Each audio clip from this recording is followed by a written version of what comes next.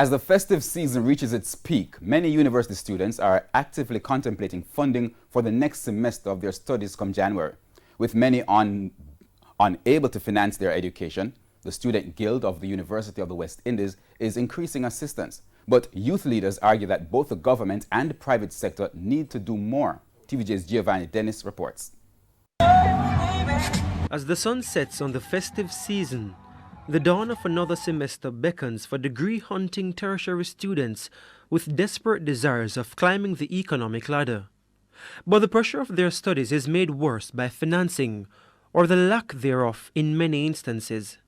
Guild President at the University of the West Indies, Mona Campus, Christina Williams, is familiar with the dire circumstances of some students.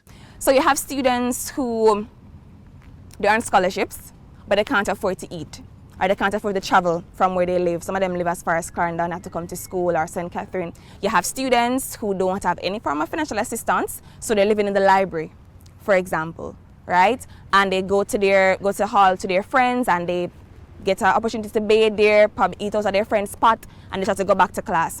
Those are the real challenges that we have on campus. But for Everton Rattray, president of the Jamaica Union of Tertiary Students, there's a need for more creative funding solutions. One of the things we're looking at is a fund, a national fund that speaks to funding individuals who, especially persons who are in third year, because those individuals who cannot complete their programs because of financial problems. We're also looking at how do we now look at creative means for individuals to fund their education through entrepreneurship.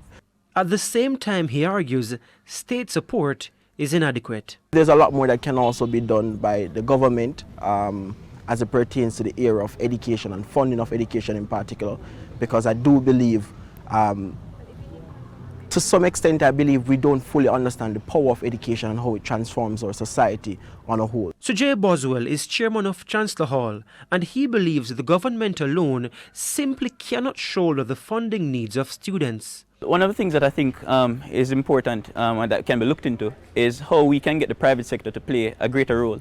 They have scholarships that they give, which is well appreciated. However, I think that if we can find a way to have some form of a public-private partnership where they can look at how they can subsidize the greatest needs in the labor market, I think that is something that could go a far way.